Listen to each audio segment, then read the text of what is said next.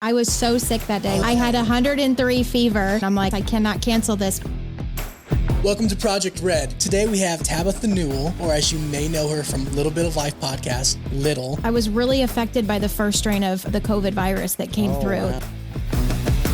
I worked in the medical field. I was very successful. Fast forward now, soon to be 5 years later, it has ruined my immune system. It sparked autoimmune and MS and neurological conditions. And so I felt really defeated at that time. I had that almost stripped away from me.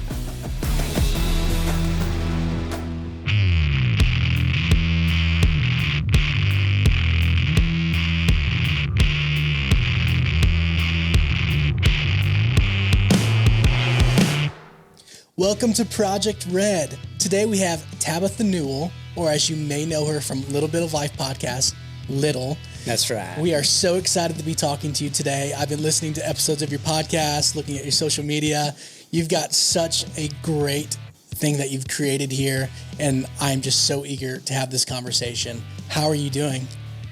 I'm good. I am so excited to be asked to be on this podcast. I love what you guys are doing with Project Red, and I just feel so honored to be a part of this today. Amazing. Well, thank you for joining us. This is awesome. As we get started, for anyone that might not know who you are, I would love for you to just kick us off with telling us about you, about Little Bit of Life podcast, and anything else you would love to let people know. Yeah, so I am a Phoenix transplant that kind of launched into the state of Texas. They have embraced me fully. I love it here. Yeah. And my name Little, it came from as growing up, I never got big. I was always the last one picked on the dodgeball team. I was always picked on.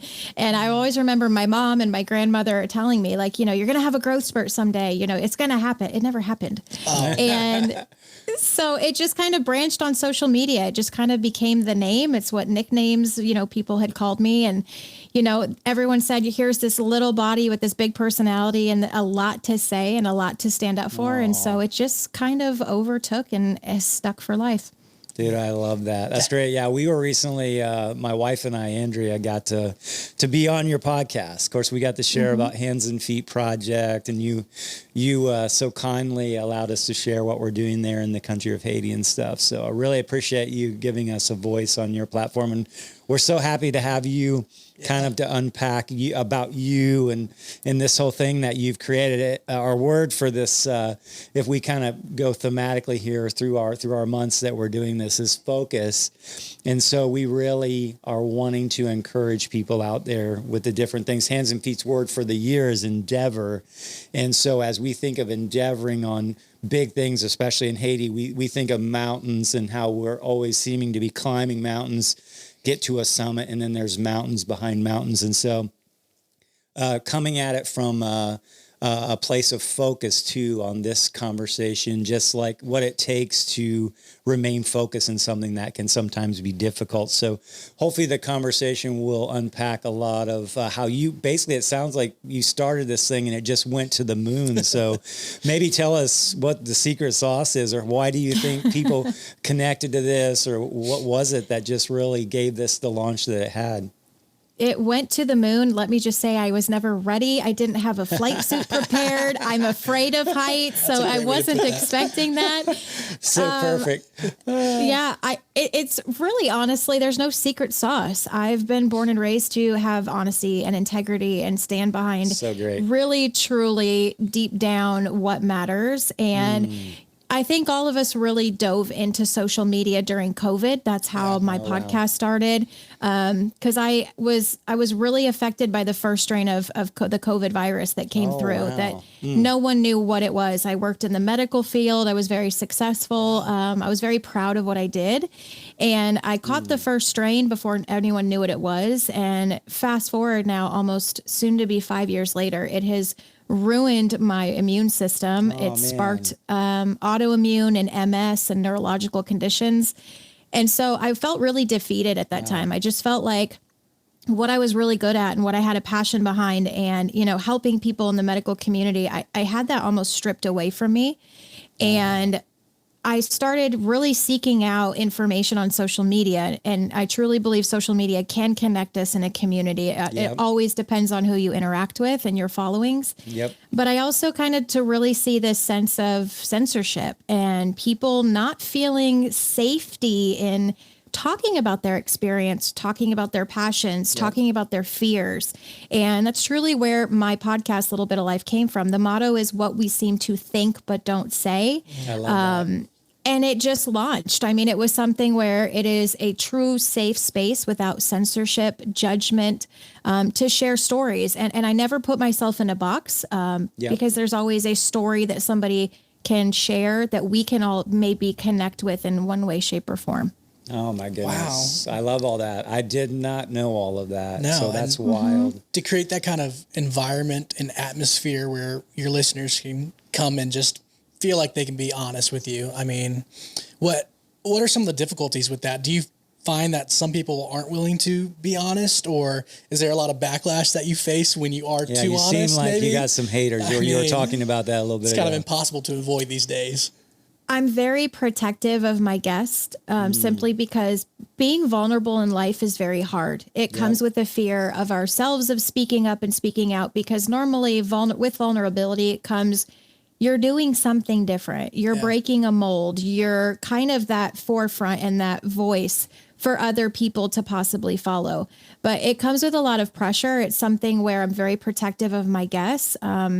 I've been very much since the start of doing this. I don't allow comments. I don't allow a space for negativity, because I think with comments, it's great. I started the podcast to be able to educate, share stories, connect the community. We connect by sharing, and that's the only way that I allow for my episodes to kind of be interactive. But I also realized then I'm not giving people also the space to educate me if maybe I'm wrong, or if maybe a guest has a different viewpoint. So that's recently just changed this year, where I started, really pushing out YouTube videos, having interactive polls on social media. And truly, I've learned a lot. I felt that my way was the right way. And it's really opened my mind from the other side of negativity. Doesn't have to be hurtful or mean or anything like that, but you can take that in as a form of education and then learn from that, even if it's not your story you're telling. Oh my gosh, that's awesome. Wow, that's amazing. I mean, what a great perspective, and being able to make that, make that pivot positive and purposeful. Yeah, that's true.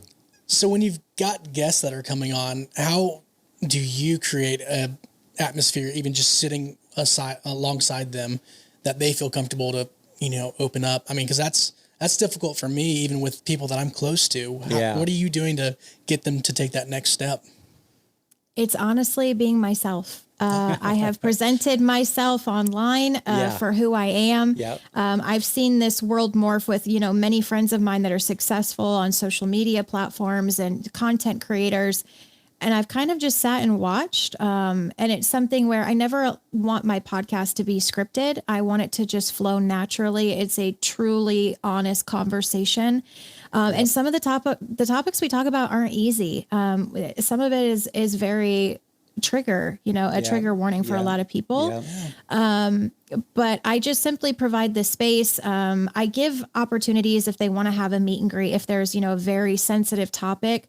I like for them to feel comfortable, because just because a platform is there, it may not be the right fit for you. It may not be that safe space.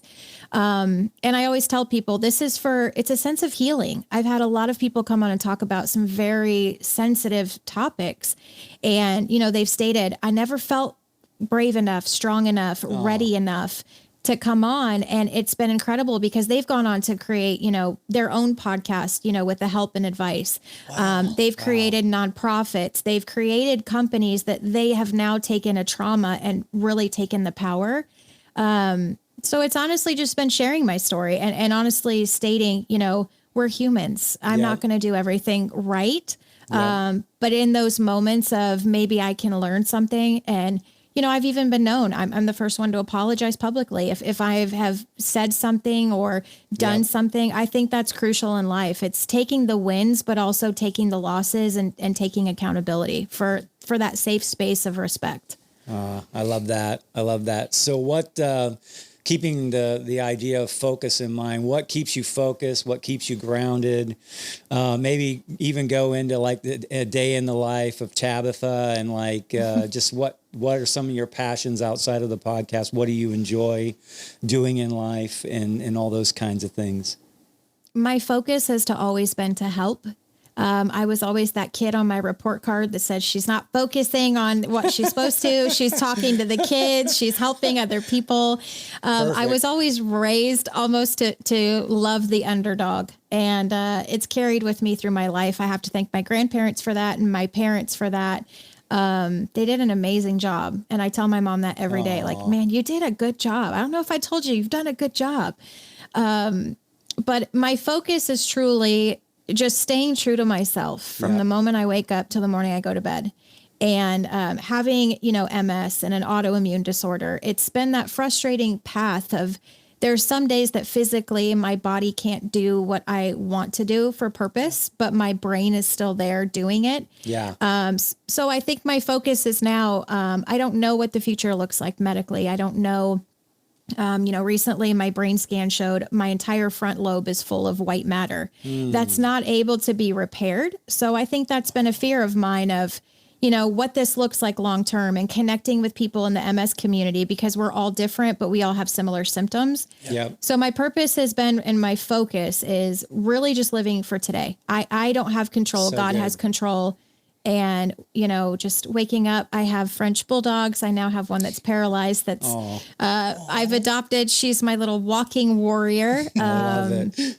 And my focus is being in the moment. I don't have control. God does. So I just have today, and it's just what can I do with that? I think that's a beautiful way to take on life. Yes, it is. I mean, it's super biblical too, just not worrying about tomorrow, for today has enough of its own. And we're never guaranteed tomorrow anyway, so it's like just really keying in on, the sunrise that you wake up to and the birds chirping and then even the things that are around each corner or the person or the different things that you might be able to touch that will change someone, something, or, like your bulldog. You were telling us stories about that before we got started. I mean, this is truly a success story, and it's really encouraging a lot of people out there in the pet world. And I'll say something about that. And also you got something really surprising brewing, right? A new venture or something. Let's hear about some of that. Yeah, everyone knows when she's quiet, there's a reason, and it's always, a focus and a drive. Even my mom's like, I haven't heard from you today. Are you okay? I'm like, busy. She's like, I found my beautiful, her name is now renamed Kaya, which means little warrior one. Okay. And, there was nothing really known about her. A rescue in Arizona took her on, and she wasn't medically vetted until she got to me. And I was very curious, like looking at her, we knew that something was different. Yeah. We found out she was born without her lumbar vertebrae, and she has an S spine. She has hip dysplasia. She's 2 years old. Wow. And it's amazing to see everything she's gone through in life. And it's this beauty. And I always get teary eyed when I say this, because even after everything she's gone through, she still has a respect and she still has a love for humans that let her down. Like, that's so beautiful. Yep. And, we've worked with companies. My very first bulldog passed away, unfortunately, just at 2 years old from cancer. I had no warning. And so it's that focus where I turned, a trauma and a tragedy into how do I help? Yeah. And, I've recently been partnered with an amazing distributor. They're called Botanical Enlightenment Canine Health. We're distributing an entire nutrition line for canines. Wow. From puppy to adult to if your dog has cancer, we can do preventative care. And it's all healthy ingredients that would go into humans, but it's the same. We need to focus on our animals because for many of us, they're a huge support system. And Absolutely. For them, they're my kids. Oh, I love it. I definitely understand that. I have 2 labs, and I mean, they are my world. We got them weeks after my wife and I got married, and we just jumped straight into it. And I mean, I would do anything for those dogs. And I mean, we're constantly searching for, the best options for food. So, I mean, the fact that you're building this is just so meaningful to me personally, just because I want that for my dogs, and those are my babies. I love that. And that's coming from a new father too. Yeah, those are still my babies. Yeah, that's great. I love that. I love that. So what's that process been like to build this? I mean, you've got your podcast going still. I mean, how are you balancing that workload? That's a good question. Wow. It's been hard. It's something where, again, it's where that focus, but I still have that drive comes from. So medically, it's based on community. My family has backed this. So now it's kind of a family event. And I love that. That's a big deal. And it's really hard because it's come with it. And I know it's coming with a lot of backlash because when you do something different, you're judged for that. I always go with Joshua 1:9. It's always be strong and courageous. Do not be frightened. Do not be dismayed, for the Lord your God is with you wherever you go. That's and awesome. I continue to feel that of, if we live in fear our whole entire lives, what was on the other side of fear? Yep. What could you have done?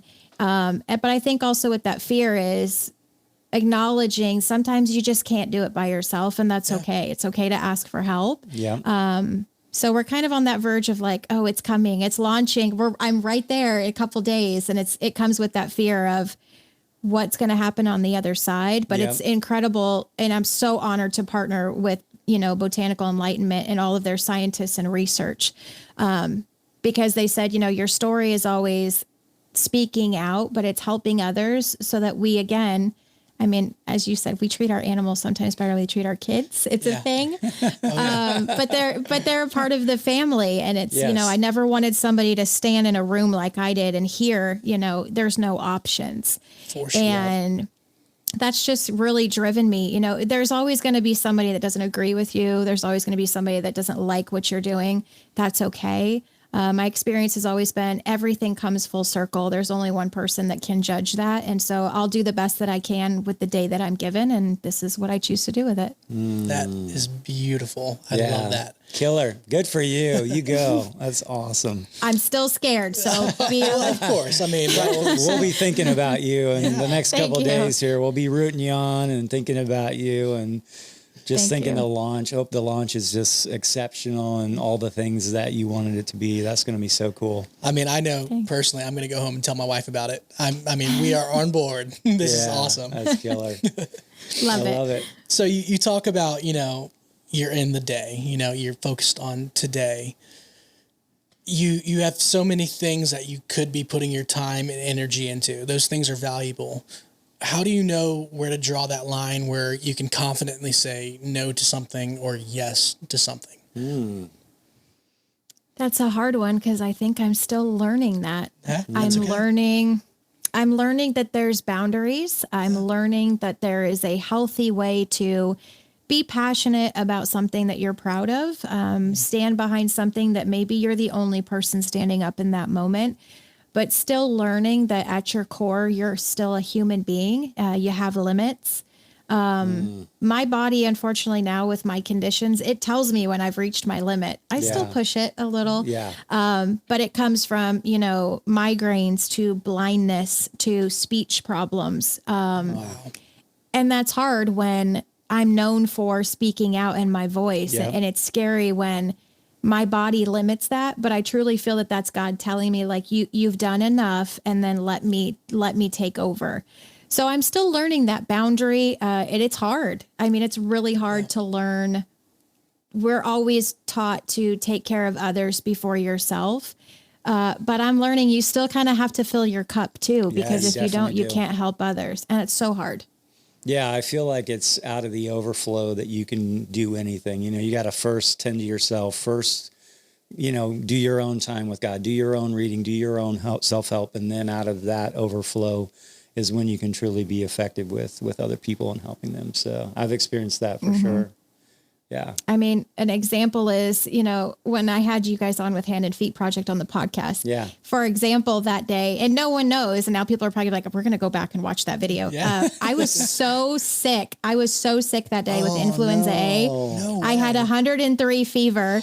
And I remember sitting here with like a fan, like sweating, so sick beyond measure. And I'm like, I have to do this. I have to continue this. I cannot cancel this because this is such a huge topic. And it's something where, again, that balance, but I was like, God has called them to, with how we connected. And I'm like, I have to do this. Oh my gosh. I mean, I was out for like 2 weeks after that, but I mean, no idea. We made it happen. Yeah, you rocked that. You never would have known. I mean, I just rewatched that episode. I never would have known. Oh my gosh, that is a trip. Wow. Good. Well, thank you. I don't know if it's a thank you or like a dang. We should have just postponed that. I mean. Nope. Oh. But it's learning that boundary. It's learning, sure. And with boundaries, it does come with personal guilt, and it does come with sacrifice. And it's something I'm still learning. Yeah. Man. Awesome. Good learning. Yes, it is. I keep thinking of my partner in crime in a lot of the band days, Mark Stewart. He faced quite a few things on his journey, and one being losing his main instrument. It was his voice. And as I'm hearing you talking about kind of like your, the things you're going through with your body and the things like that, and when it tells you that you can't go any farther, and he was, we were at the height of our career. It's not like we had run our course or anything like that. We were in stride. We were at the pinnacle. And we were still going strong. And then, spasmodic dysphonia, affecting his voice came in and kind of told all of us that we needed to shut this thing down, And so, and that was just a crazy time. It was a crazy season. And all of us went on to do different things and all of those things. And he certainly is out there doing super amazing things. But he basically...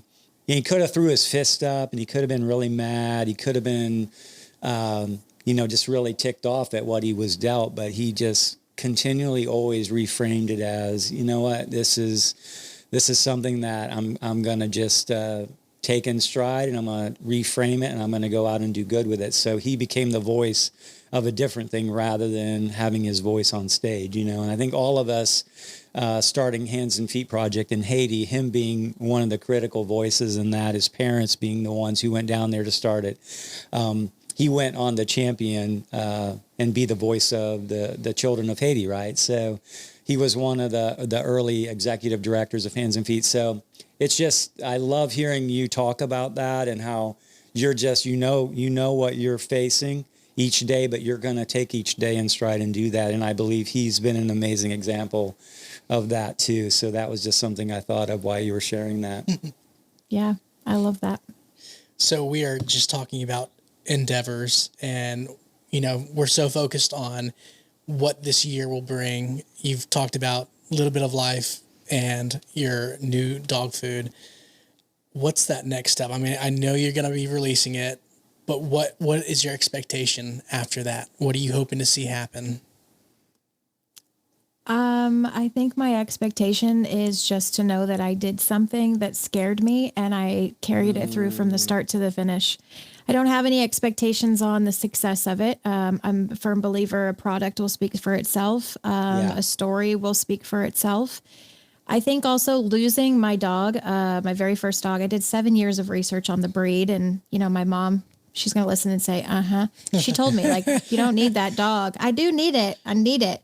And it was something where, he brought so much joy into my life. He was my medical service animal. And, I think it's something where I ask God why all the time. Why did it have to be me? Why did it have to happen to mine? Why was I the example?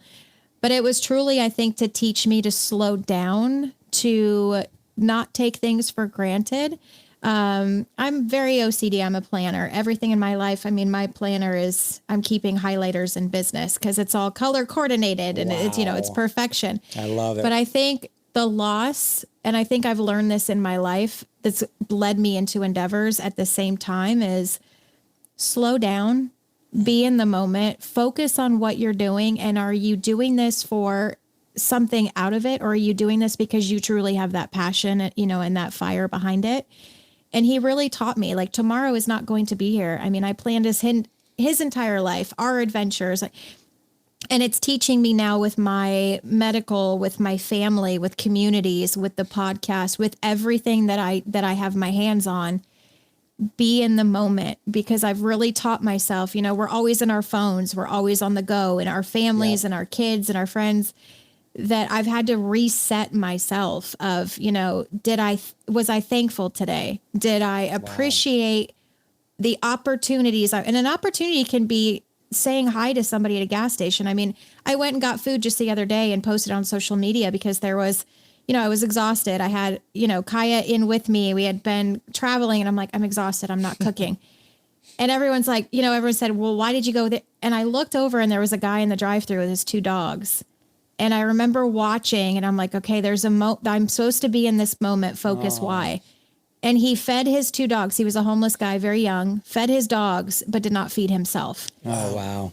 And it was this urge of like, I have everything I need. I have a roof over my head, health wise. Like I can see, I can speak, I have everything I need. And I took it for granted. And, going over, I watched people like pass by him. And I remember driving over and I asked, do you need anything? And he's like, they don't. And I said, I didn't ask for them. Do you need anything?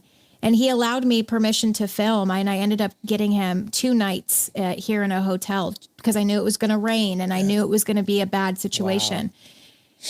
But I think as society, when we do that and when we show love and caring, that also comes with the negative, which is sad of you did this for attention. No, I did this because God put that man there and me there at that time.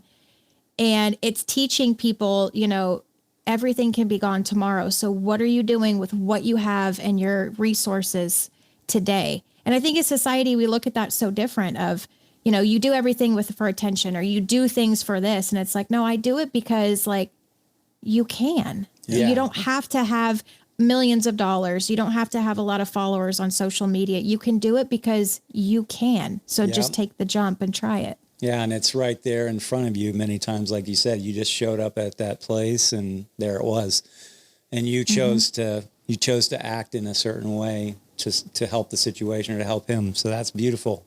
Thank you for doing that. That is awesome. And we've since, we have his name and, community, and we've really helped, finding resources for him and getting jobs because he wasn't able to get a job. He didn't have anywhere to leave his dogs. Yeah. Oh, and so you don't think of that. Like, well, you can't go work 8 to 10 hours a day because and he goes, I was removed from my place of living because I would not get rid of them.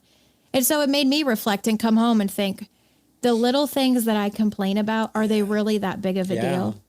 Yeah, so he chose his dogs over, staying in the place. So what a thing. Yeah, our program in Haiti that we're doing is Montessori daycares, and it's we were seeing moms and dads who were going out to work or to market or whatever, and they were leaving their children at home. And some of the older children were caring for little children. It's basically little children caring for littler children.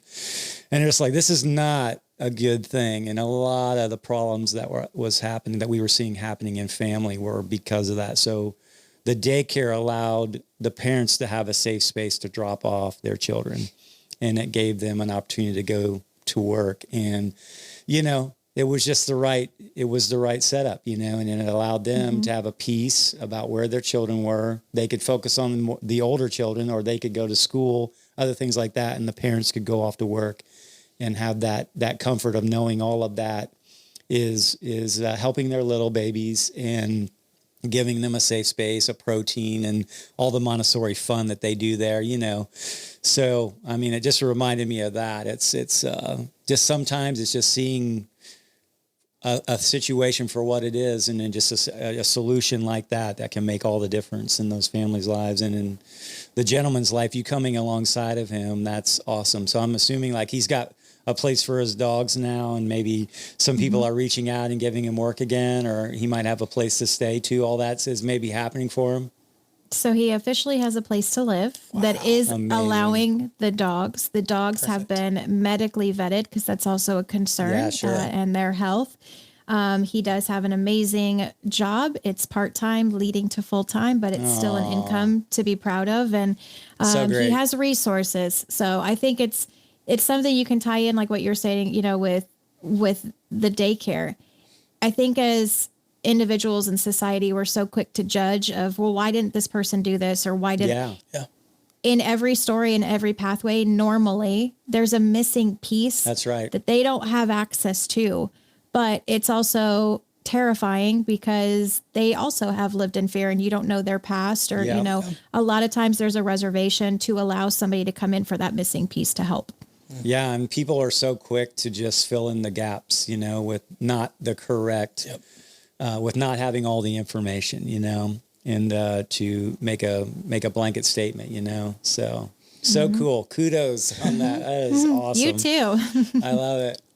What would some practical first steps be for someone that's listening to this and maybe sees areas of need, but maybe they can't, provide housing or, go that extra mile and take it all the way that it needs to go to help someone? What's that first step that maybe fear's holding them back, or, even their resources?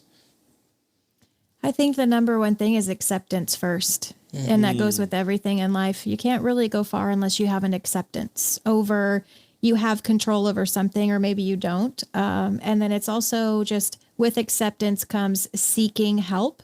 It doesn't mean you have to shout it from the rooftops. It doesn't mean you have to beg. It doesn't mean anything like that. It's just like, for my personal self, it's acceptance and then just talking openly and honest. It's very scary because it comes with judgment.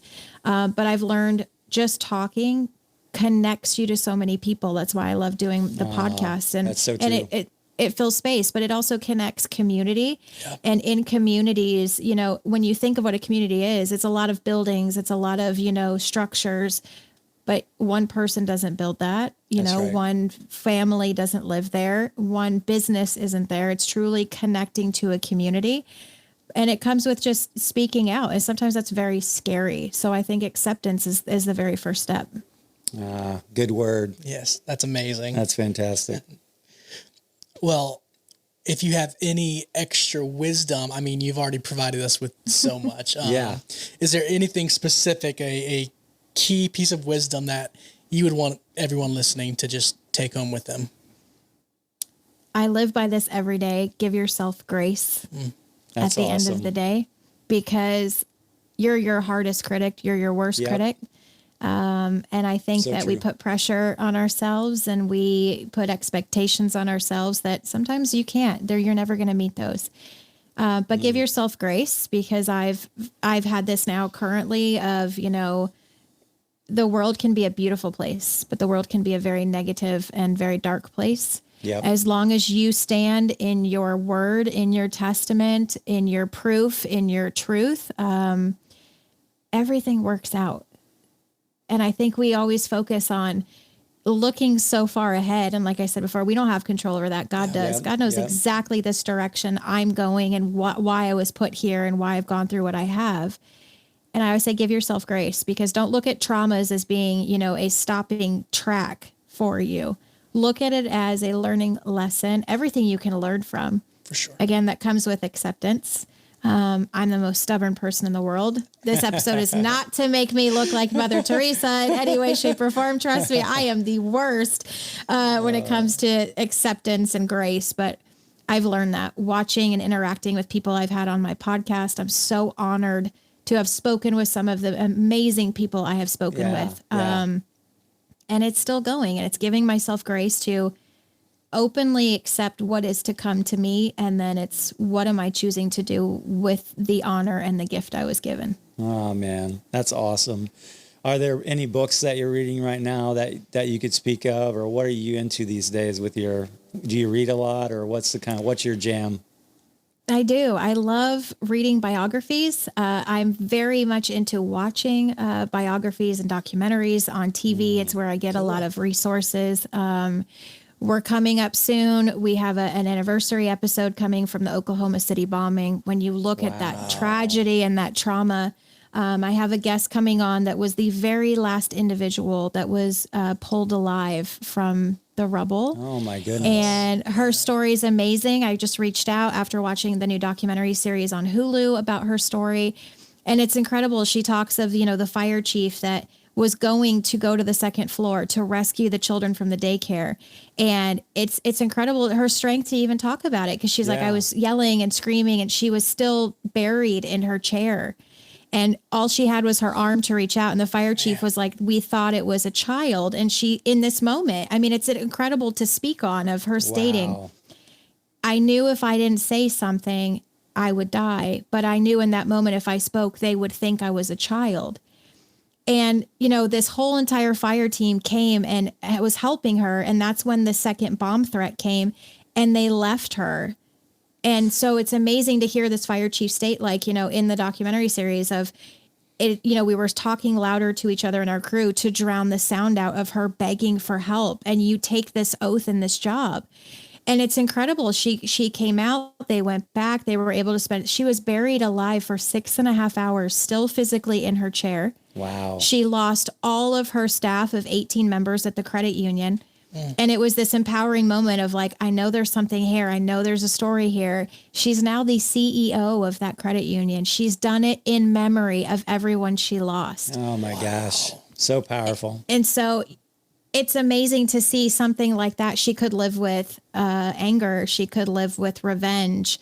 She was part of that case hearing where she had to go and be a statement witness in front of him.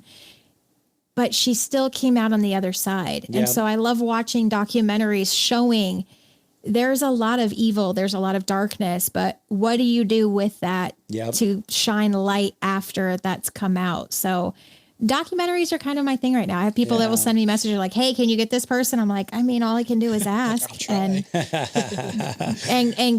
God connects us and puts them right where they're supposed to be. So I'm truly honored. I'm so honored of, like I said, every person that I've spoken to. They don't have to be on a TV series. They can literally just be a next door neighbor for me, because I have learned so much in my life from other people. Yeah. It's truly amazing to me. Yeah, someone's got something to share, really, from their life experience and from how they were raised or where they come from or just their background, all the things that you could get into. That's really cool. I'm glad I asked you that. I'm actually a documentary nerd too.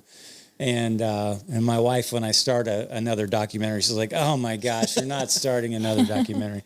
So she blows me up on that, but I have to do that on my own time, I guess.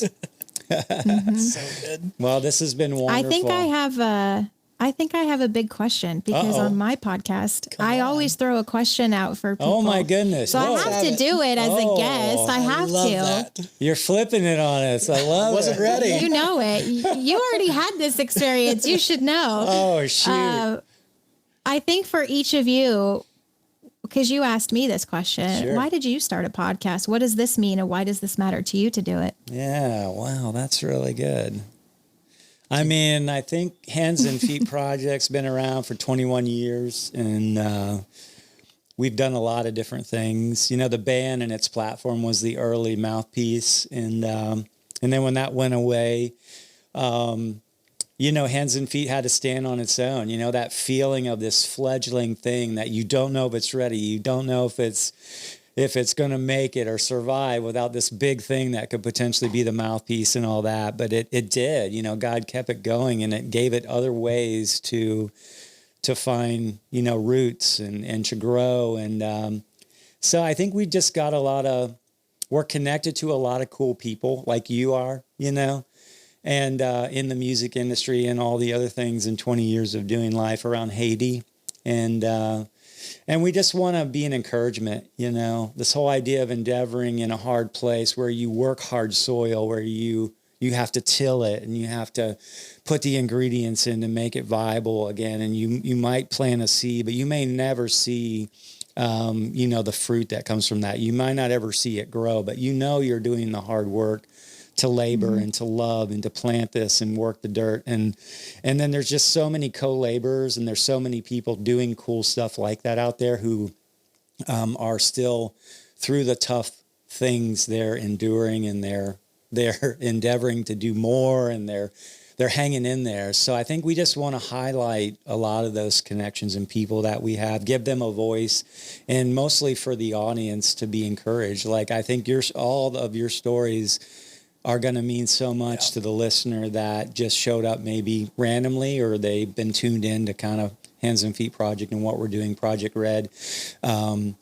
But hopefully they're going to catch a word that allows them to remove fear and to jump into something, or to start something, or to, maybe love an animal a little more, care for a vulnerable animal, or to help someone on the side of the street that they, see and have a different perspective, not make the assumptions about mental health or other things, bad choices or whatever. They they can think sometimes about these situations, and then just go ask a simple question like, can I, what do you need? Or do you need anything, like you did?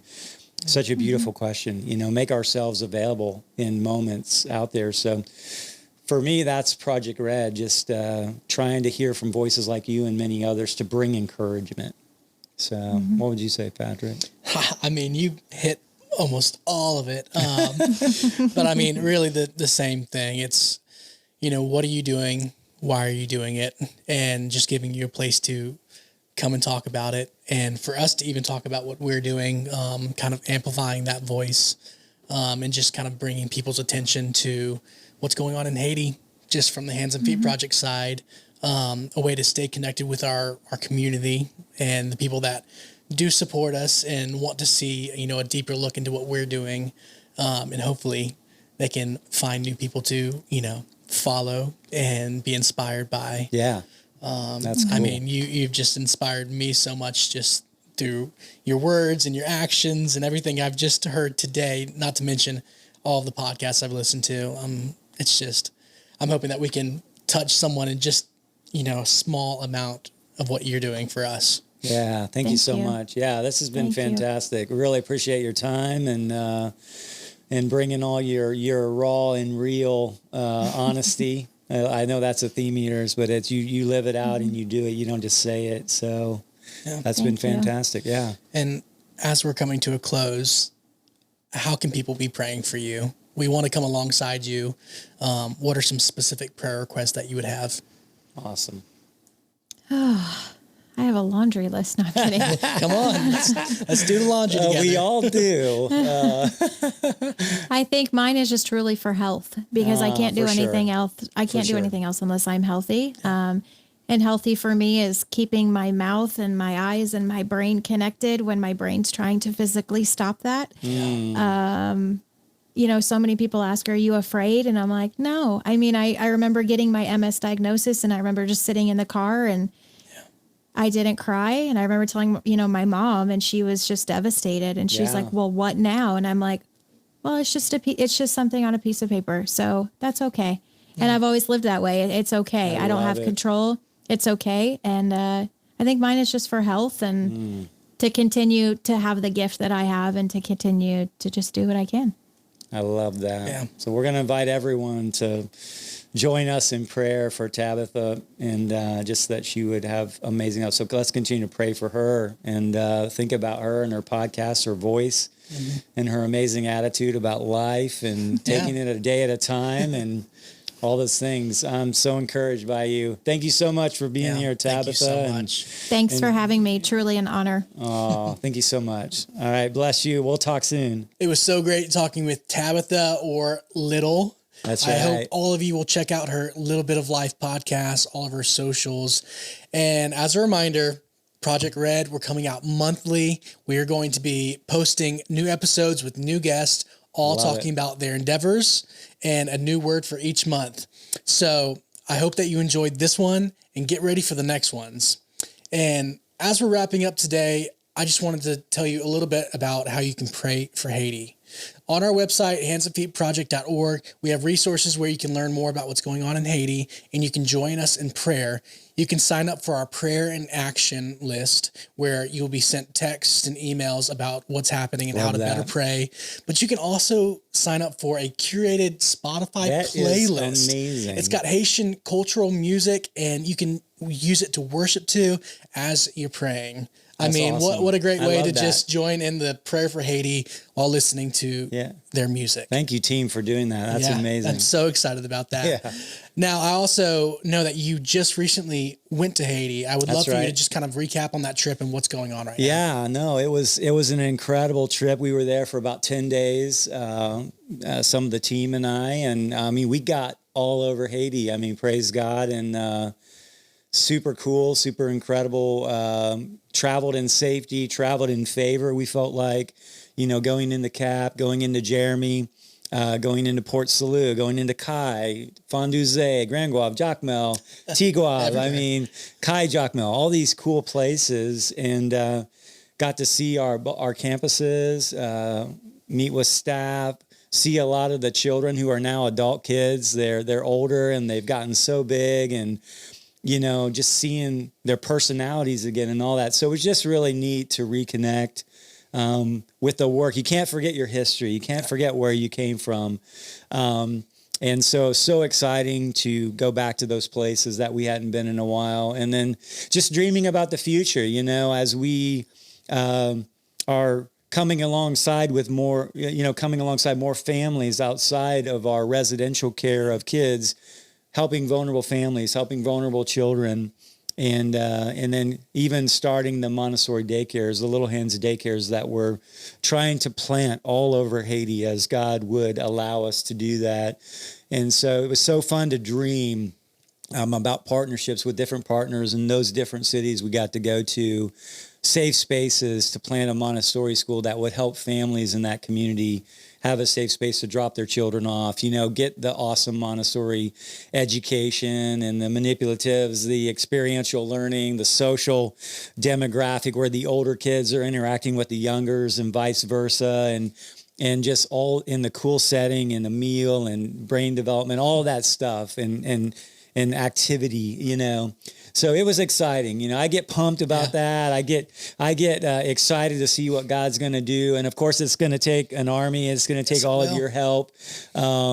And we sure hope you'll join us in that as we still care for kids on our campus, as we still come alongside vulnerable families and meet pressure points to preserve family, and then even to help working families have a cool space like a Montessori daycare. Who would have thought that Haiti could have a Montessori daycare program? And so spreading that all over, those were the highlights for me of the recent trip.